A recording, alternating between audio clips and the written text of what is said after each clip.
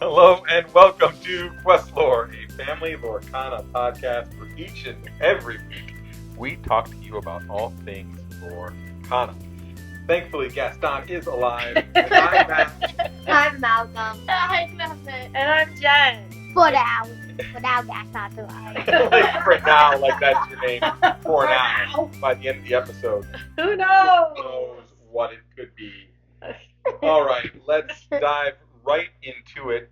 Not a whole lot of news to speak of this week, but we can dive right into how we were playing. It was the first week of Set Champs. We had our biggest, probably, Set Champs that we go to. It's at our local store. It was about 26 people. 26, I think is what it was, Yeah, 26 people, so pretty good size. And considering there was another Set Champs going on at the other store that we normally go to, unfortunately, Apparently, you should have went to that one. that one did seem a little lighter on people. I think they had 15? 15 people that That's went, or usually 16 how many maybe. people. 15 or 16 is usually how many regular people go to league. Sure, but a couple of people who are at league sometimes were at our store, so. Yep. So, it was a busy day, a lot of games, 5 rounds of Swiss, and unfortunately, none of us could make that Wah, top wah, 8. wah, wah. Womp, womp, womp, womp, womp, womp. So, while we're playing, Malcolm, why don't you start us off how your day went? Just a quick description. You don't need to go match by match. Did okay. I lost. I won. I won. Nice. Not say I lost. I won. I lost. I lost. And out of 26 people, what place were you in? I think like 16th? No, it's 12. No, because I was 13th. 15. Yeah, you were a little bit behind me. I was like 2 points behind you. I know I was, so not too bad. I was in 13th, which wasn't too bad. It was a frustrating day for me because my first round went like into turns, and I had two of the closest, hardest losses I think I've ever had. Like the two like most hardest fought losses I've ever had, and it just kind of like set the tone for the rest of the day.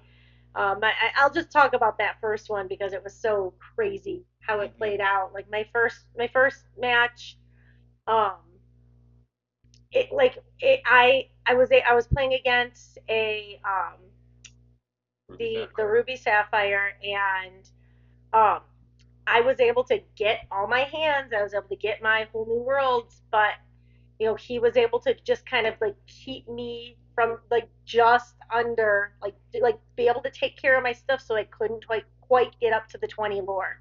I think I was like kind of stuck between like 16, 17, 18 lore for a long time, and and at the end of the day, I whole new worlded him 4 times. Yeah. And he was one card away from decking out. Yeah. And so if just something else had happened differently, so that he would have decked out, Yeah, I would have gotten that first win, and that was very frustrating. And then the second match again went very long, and it was very, very close. That one I kind of was coming from behind, and again I was one turn away from winning, but he had the Tamatoa out, and he had the dime, and I don't have any item removal in my deck, but like I had a whole new world, and so I used it, and I was able to get some more songs. I was able to sing songs, and I was literally 1 damage away because I was able to get a strength. I was able to use a strength of a raging fire and a um uh storm rage on, and I had two um what's his names in my deck, the free singing ones.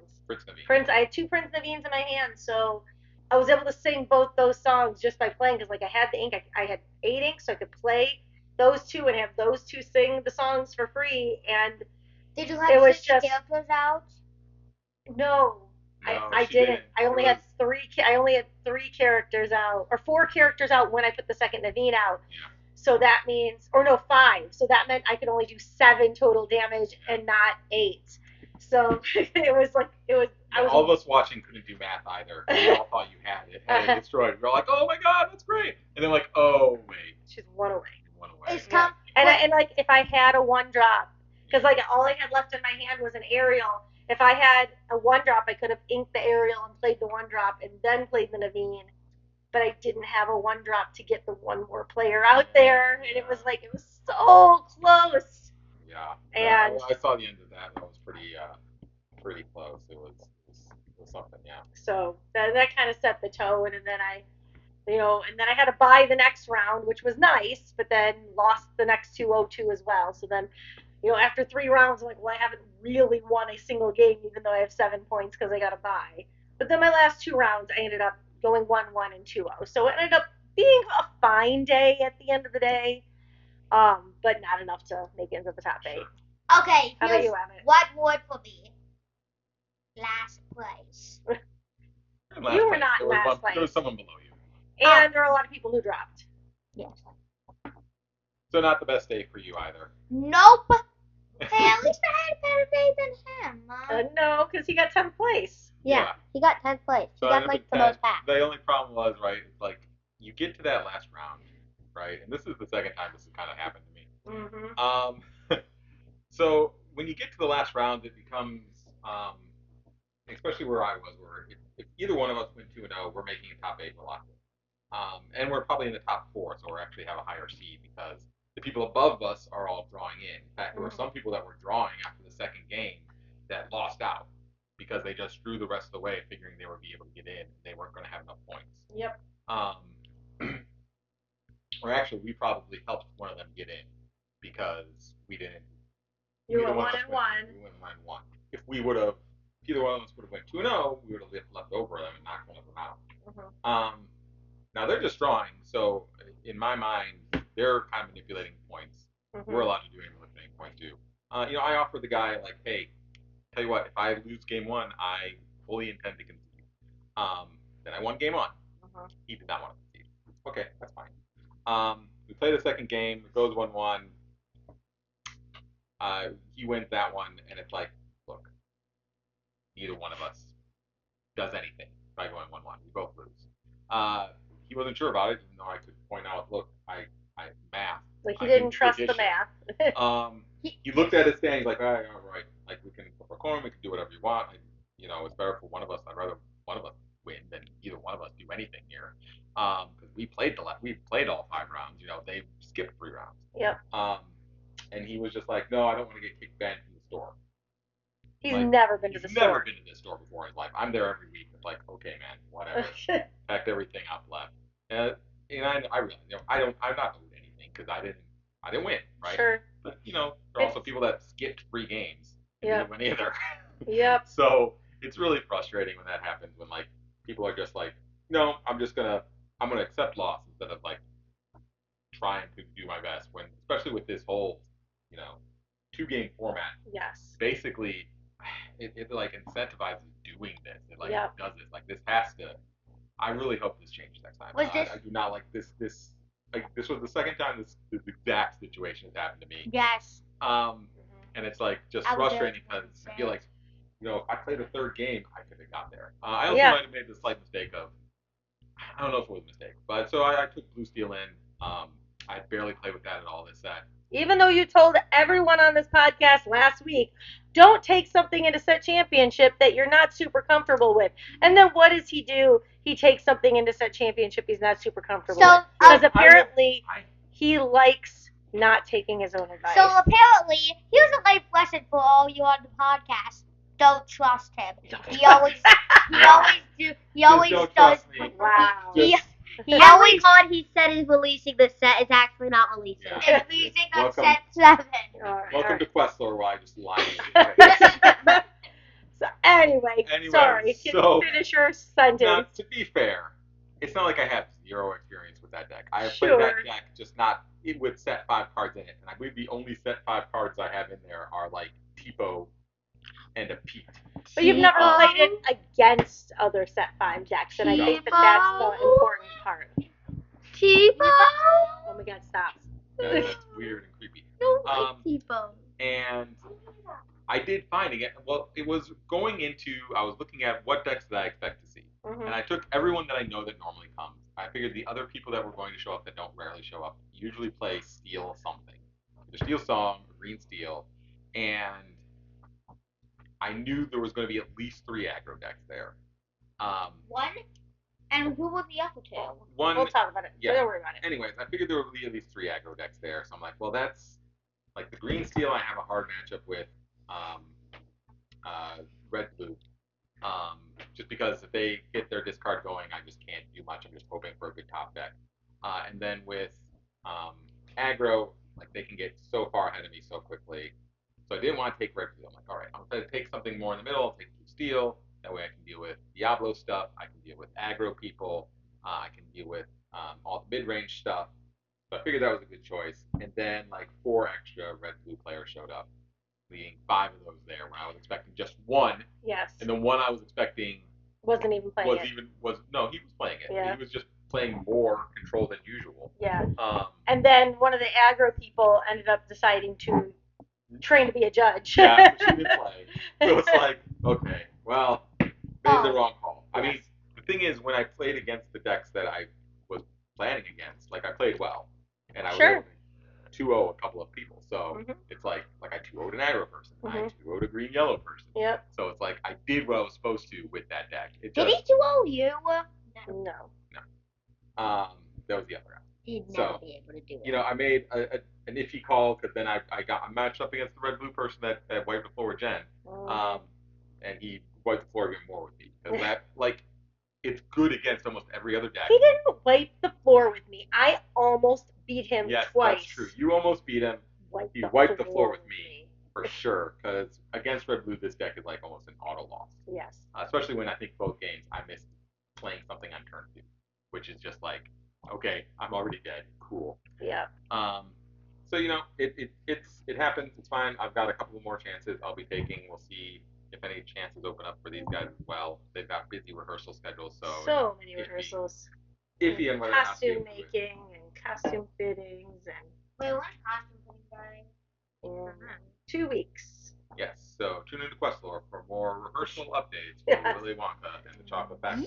Yes. Anyways, we'll keep trying for that Mirabelle. Other than that, this week I also went up to our other store on Wednesday. I played there. I was able to tie for first there. Nice. Playing the blue steel again. That was interesting because I played a couple of purple players and a green purple player who's a really good player. I finally was able to beat him.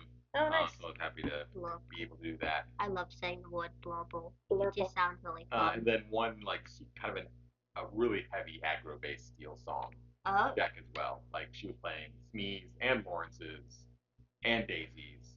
So all the two questers. And piglets. And piglets. And Lilos. You know, I don't remember if she had Lilo in there too. I don't think she had Lilo in there. You had to make room for the song somehow. But there was like one game where like she was able to use Daisy like 4 times, and every single time got rid of one of my actions. Oh, like I never got a character off of it. It was like, geez. I think that was the game against her I won. Like, the other one where I took out Daisy immediately, she won. But then when Daisy lived for like 4 turns, I was able to get there. So Daisy, live with us. No. So that was this week in play. So let's move on. Let's talk about some new cards. We're gonna get this Mirabelle, I'm sure, sooner or later. But let's look at some new cards. I think we had like 5 from this week, including some in German. So that'll be fun. Yay, German! So let's take a look at our first one from the Azurite Sea. The Azurite Sea in October. No, it's November. It's in November. Okay. If you are looking for a good song to introduce the Azurite Sea, Rebecca Quest, she's been a caster for the Disney Lorcana challenges. She is a really great content creator. Check out her Instagram. She's got this nice long pirate sea ballad for Azurite Sea, right? So go check that out. That is a good song for Azurite Sea instead of whatever Epic comes up with on a weekly basis. Oh no! Now we have to make up our own Azurite Sea song. Or we don't. So let's look at our first card though. We've got the Rescue Rangers! Submarine! Okay. Okay. Submarine! Okay, Rescue Rangers Submarine Mobile Headquarters. It's a sapphire location, an inkable 2-drop. You move there for 1. It's got a willpower of 8 and special ability. No questing on set. Special ability is planning session at the start of your turn. If you have a character here, you may put the top card of your deck into your inkwell face down. This is gonna get play. No. I think this might walk. This is gonna get play. I think this might walk with Hiram's new laboratory. Yeah, no, I like this. Hiram's new laboratory. I like it because this is a really good. Well, because this is a really good turn 2 play. I have an idea that can help you how get. you could do this. Rescue Rangers Submarine? No, it's Hiram Submarine. Well, in reality, I would probably play this on turn 3, right? I think your optimal turn on this would be to. Oh, because you want to move play somebody 2, there. Play Tipo, ink from your hand. Right. On turn 3, you play this. You move Tipo here. Right. Have Tipo sing 1 jump ahead. Sure. And then you ramp again next turn. Sure.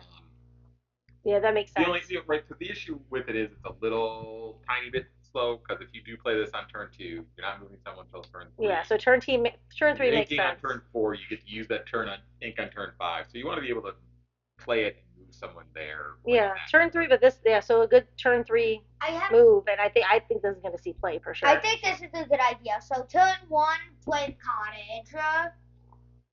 Or ice block, or cottage, because then you can see what's on the top of your deck. I hate the cottage. So if you play the cottage, then you know what you're making. That's not bad. That's actually good. A lot of people have been using cottage for TiVo. No, not TiVo. So they can know if they want to do 1 jump ahead or not, or if they want to Donald or not. Yeah, no, that's it. It's actually smart because then they'll know if they want to. If they'd rather have that card in their hand, or if they want to ink that card. So, it's an interesting choice on if you even want to, for your opponent, onto whether or not they're going to destroy this location, right? Yeah. Because it's not gaining any lore, it's not increasing your win conditions. It's giving you ink. Otherwise, it's just not doing anything there. So, So they're probably just going to leave it alone. There's a good chance they're going to leave it alone for a bit there. Especially because it's not going to be a priority. That 8, that's so big. Yeah, that's 8 on turn 2. That's a big thing to have. Is it also the cottage? Was cottage 7. Yeah. So what you're saying is this is Tipo Submarine.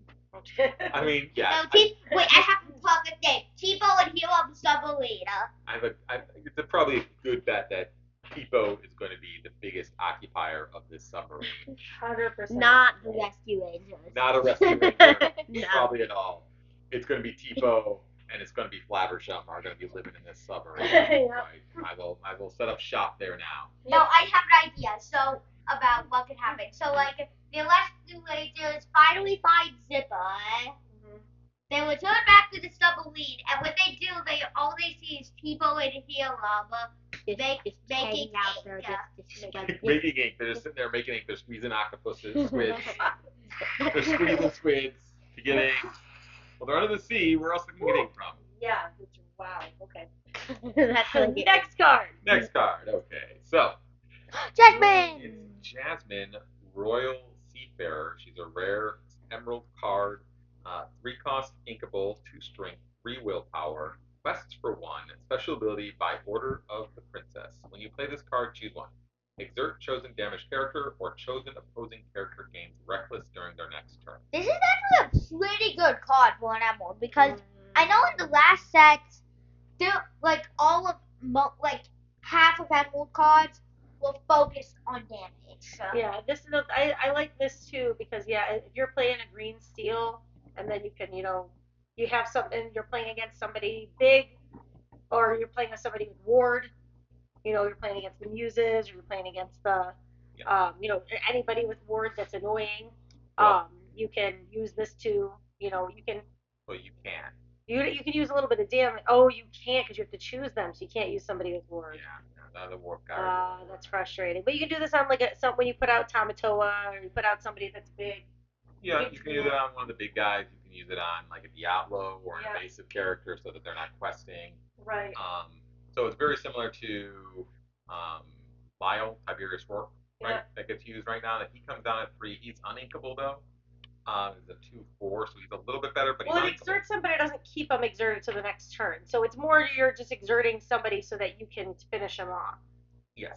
Or like exerting like a Cinderella or a singer to get rid of her. Well, there is. She does work with another card that we're going to take a look at. But this fits in more the Amethyst Emerald Tempo deck style right now, right? Okay. So what you're saying is the next card's going to be an Amethyst card. No. It's going to be a Bloodborne Jasmine. Oh, shit, Jasmine. Why? So it's Jasmine, Royal Commodore, 6 cost, inkable, strength of 5, willpower 5, quests for 2, shifts 5. Special ability is Ruler of the Seas. When you play this character, if you use shift to play her, return all other exerted characters to their player's hands. Right, so you use the other Jasmine to shift it would cost you 9 ink, right? Because the other one costs 8. Other costs 3. You could shift someone, put her on top, and then bounce that character back to their hand. Sure. No, but it has to be all other characters. So like, if you like play her and like you. But usually you would only really need to exert like the last card they played. So. Aggro.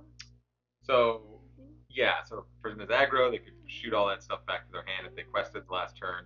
Or if you're playing this with Amethyst, you play a goat and you play rabbit, you quest with them, then shift her on top. That's another bounce back to your hand of those characters. All right. You're gaining lore, you're gaining card draw, so you have to look at it. Because you have to put your own cards back in your hand too. Yes. Yeah. Oh, interesting. And then there's that Anna that also came out. Yeah. That is shifts on 4. Yeah, I think right. So if you have her and Jasmine out, like the Anna can exert everyone on their side, and then you shift her on top. Like if you got a lot of ink, so if that could be a good card in like a Sapphire Emerald deck. Yeah. Or maybe use this in the Genie Trap deck. Yeah, stuff like that. Sapphire. Yeah. Is that what it's called? No. Sapphire? No. No. It's called Emerald Sapphire. I think it's called like Mountain Dew, or Baja Blast. Baja Blast. That's Baja Blast. Because Mountain Dew is yellow and green. So. And no one plays yellow and green. I played Mountain Dew. Which everyone calls that lemon lime. Yes. So. I played Mountain Dew before. It's called lemon Baja lime. Blast. It's lemon lime, but no, this would be Baja Blast. Is the blue green. Baja Blast. Yeah. Okay. This is a legendary card, so it will be a little bit harder to get though. And you're gonna get it enchanted. There's a good chance. I mean, I think she's had one enchanted, but they give her another one. Sure. Why do we need like 3 Bloodborne Jasmines? Who cares? To be fair, there's like 17 Mickey enchanted. So Yeah. like. And Sure, Ursula's there's like a whole bunch Oh, of yeah, shit. kind of perfect. All right, what's next? Next card we got is Genie. Wish Fulfilled. It's an Amethyst rare card. It's a 4 cost uninkable, 2 strength, 4 willpower, quest for 2. It's evasive, and special ability is what happens now when you play this character, draw a card. Nice. So same cost as a rabbit, right? Little bit more willpower. Well, and you quest for 2, yeah. It's evasive. Doesn't get the card when it leaves field, but if you're playing Amethyst, you can bounce him. You can bounce him, and yeah, and I mean, yeah, and then you quest for 2 and then bounce him and then play him again. Like that's pretty powerful. Yep. It's still not as powerful as rabbit. Well, no, it's not because it doesn't have the strength of the rabbit, but that willpower of 4 is pretty good. Yeah. And again, you're questing for 2. Or, I mean, it does die to brawl. It does die to. It dies to everything the rabbit dies to, so Yes. it's got all the same weaknesses for ruby removal that. But it quests for 2. Quest for 2. I can see this getting some play. Oh, yeah. Definitely a try. Nope. That was the last of the cards. I know what format means though. No. Well, we're gonna get to that in just a second. So those were the cards for this week. So another slower week. That's okay. I imagine the floodgates are going to open relatively soon. If you're looking at that, there is about a month until the next set comes out, and they usually like to have it, everything out about 2 weeks before. So then the next week is like releasing all the enchanted before stores start opening packs and just showing them. So they've really only got like 3-ish weeks to get all the cards out, and there are a lot to go still. So Yep. we will see A what lot. they come up with. Because we've only seen 3 legendaries. Yeah. So they got another 9 to show. yeah, it's a lot. So quite a few to come still. Yeah. Lots of rares, lots of super rares, so lots of good stuff coming up for sure. Including So format means if you Okay, so now let's move on to the next portion of the show since we're still light on cards. It's going over TCG terms. We're a new TCG family. I'm sure there are new TCG players that are here for just Lorcana, and you'll go to your card shop and people start throwing around these words. That you're like, what are you talking about? Why do you keep saying wheel whenever you play a whole new world? Just use the cards what it is. Why do you here's keep what saying they the word mean. ramp? So let's go over a few more words and see if you guys know what they are. So format means like 2-game format, 3-game format. So format means like how you're playing the game. Like the 2-game format means that you're playing 2 rounds of Lorcana. And then we got like Swiss and stuff like that too. So that's like the main way. So one term for format is the main way you're playing. Are you playing a 2-game? It's usually actually more core versus like is it sealed? Like are you just trying to play to get to 20 points? Are you doing pack rush? Are you playing up to 15? Are you playing other versions that people want to bring out, like the Porcana, yes, commons and uncommons only. Some of the like a version. single version. Yeah, so people keep talking about Commander version, which is something from Magic, which is where you have a special powerful card and everything. So that's what format is. There's also another term to format. Can you guys guess what it might be? Like, I'm really enjoying this format. I have no idea, but I think I know what it means. So that's style. I don't know. It's like this set. So the sets are sometimes referred to format. So we're in the Shimmering Skies format, right? The rules that are being followed, right, is when we're for the current set that you're in. I'm enjoying this format of the game. All right, next word. Going over / under. Never heard of it. Doesn't it mean like going over like what you need, or going just being right under what you need? No. I don't know. Okay, so if you are going over someone, you're either ignoring their early game, so that you can take control later in the game.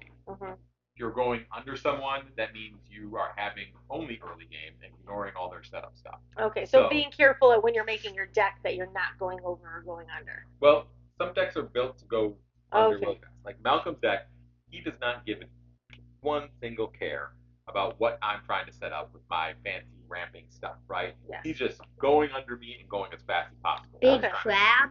What's that? Little kid? What's that? Yeah.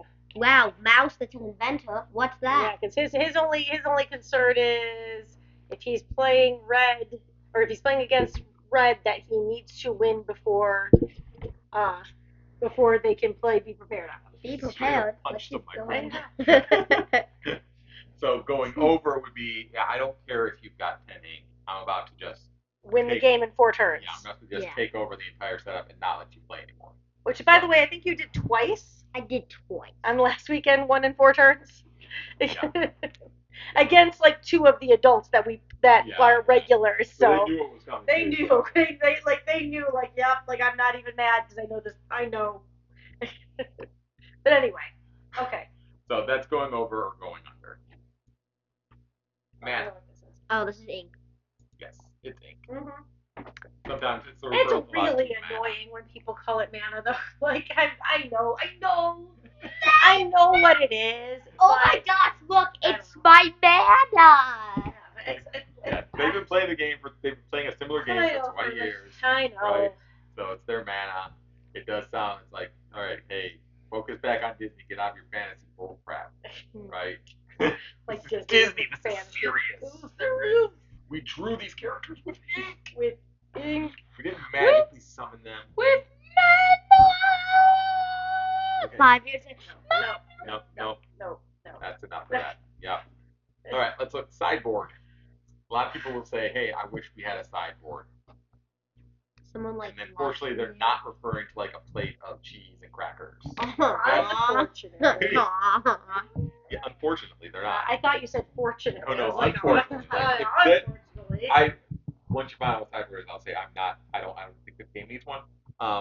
unless it was a board of cheesy crackers. And then yes, that should be standard with Lorcana. That's what the gift set and starter deck should come with. I go to a starter deck tournament if they came with a charcuterie platter. I do not know what sideboard means, but I have heard it said before, and I don't know. Boys, No. nope, it's not a Oompa thing. That's for sure. It's a set of cards on the side that can be substituted in between games. So it's I was close. With Oompa Loompa, you were close. So it's like having a set side of cards that is part of your deck list, and when you start the next game, you switch out some of your cards for the cards in that side deck. My opinion is it already has a sideboard. It's a little ink symbol at the top. Yep. So if you are playing against one type of deck, you ink the cards you don't need for that game, and you ink the cards you do. Yep. And the cards that don't have that should be good in all cases. Yep. Okay. So that is my thought there. I know a lot of people wish they could have it, but that's basically because they wish they could dominate more. And I don't think that's necessary. Because really, if I know you're going to sideboard in these other cards, the other person is just going to sideboard in their cards that don't make those cards useless. It's a meaningless cycle. Yep. So, sweeper. Oh, it means winning in People like pay on it. super quickly. No. Doesn't Malcolm, no. Emmett, People pay on it. that would be my guess as well. that is correct. But people Sweeper- have said I've sweeped them multiple that's- times. So, okay. So you sweeping them, right? They mean like you just going 20-0. You just swept through the series. Like that's more of a sports analogy. Yes. Sweeper in this case is the type of card. So it's an area effect Literally card sweeps it clean. that removes multiple cards. So we have to be prepared. What other sweepers are there? Grab your swords. Grab your swords. Grab your sword can be a sweeper. Yeah. Holy water. No, because that doesn't take cards off. A Tinkerbell could be. Tinkerbell kind of is. Really Strength deep. stuff. No. Nope. Really No, deep no, no. cut, It's but gotta I be on find lots them of like cards. platinum. Really Kind deep of, cut. because it's like it removes items. It's not Yeah. that deep. It was used against me like 2 weeks ago. It was. Yeah, someone I had like 6 items out, and someone used I found in my platinum. Cause However, the next turn I just used the diamond one, so it doesn't matter. Like I had a die. She was like, I was trying to hold on until you played a dime. Well, here it is. And it's not that effective anyways, because if you're playing Kamatoa, you just quest and bring And brings back it all whatever back, you yeah, made. So it doesn't exactly. matter. So the other one I can think of is like Milo, Or Emerald Milo, also the Sisus. right? The big Sisu. Under the Sea is a Oh. sweeper.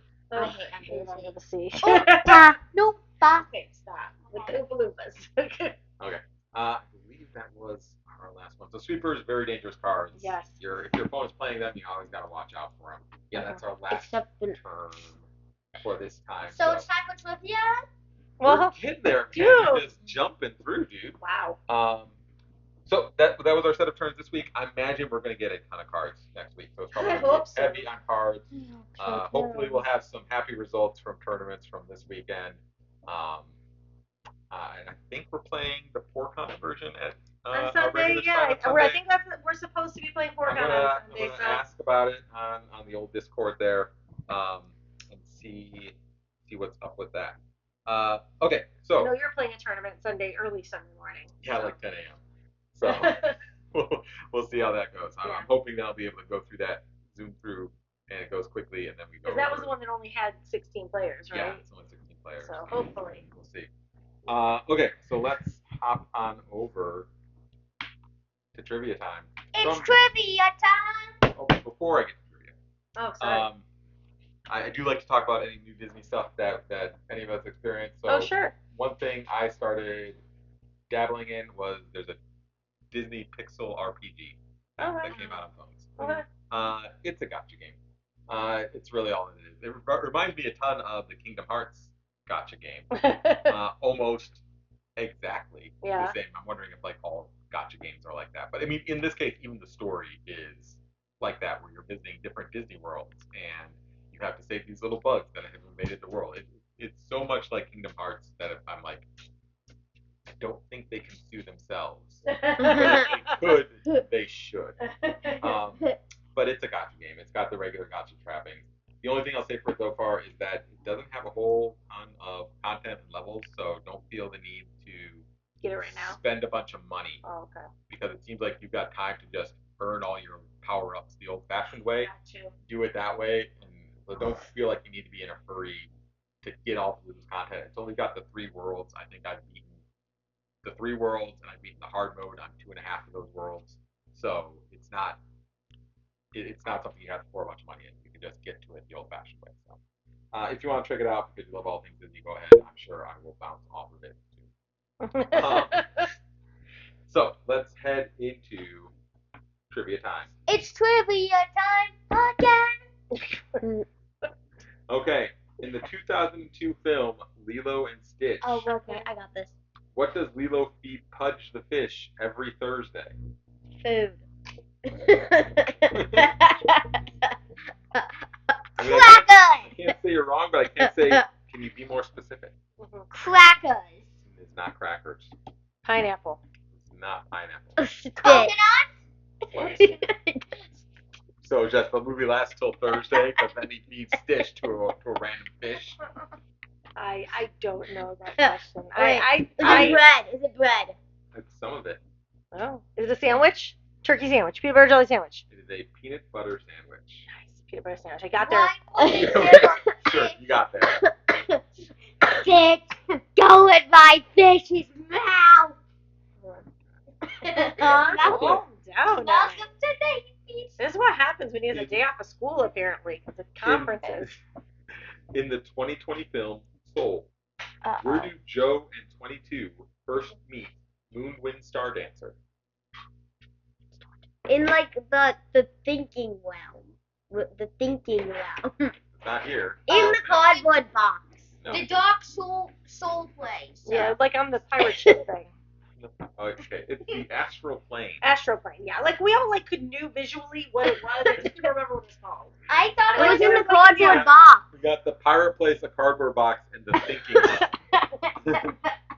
We were all in the same. It's in a cardboard box, right? Don't they go through a cardboard box to get there? Yes. See? I can't wait till they add that as a location. Cardboard box. It's 2026. In the Jungle Book, Yes. what kind of animal is Ka? I know. I know. Wait, seal? No, Ka, not Shere Khan. Oh, Ka. snake, Oh, right? What kind of Python. snake? He's a boa constrictor. what? He's a boa constrictor. Never. He's the Is guy that a I'm constrictor? hypnotized. He's a constrictor because he goes around and He's squeezes a them. rattlesnake. He's a python. Is he a python? Oh, that's what I'm sorry. I said python. Oh, I said snake. Okay, He's a bonus constrictor. points. What character? What card? Our constrictor. Hypnotized. Okay, yes, Hypnotized. that's the only card. Yes. All right.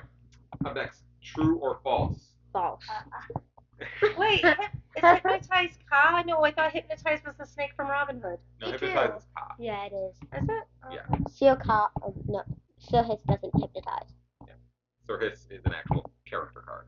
Okay. Ka only appears on the Gotcha. True or false? An original, readable, and speakable language was created for the Atlantean in Atlantis, the Lost Empire. True. What was your first answer there, Mom? It's on the Kita card. Maybe. It's on the Kita card. I think it translates to like, "Welcome to Lorcana" or something, or "Welcome to the Inkland" or something like that. Yeah. So, So is it yes, true? it is true. Yes. All right. All right. Last question. Okay. Thomas. The choo-choo train? Say Thomas the Train. Thomas Brody Sangster Oh, never mind. voices which title character in the TV show Phineas and Ferb? Okay, then has to. It's one of the two. Is it say Phineas? the name again. Thomas Brody Sangster. I don't think that's Phineas. Is it Ferb? What are you going with? You got two. I'm gonna say it's Ferb. I don't think it's Phineas because I I've was seen gonna the say- guy. I've seen the guy who plays Phineas on TikTok, and I didn't think that was his name, but it could be wrong. I'm gonna say it's Buford.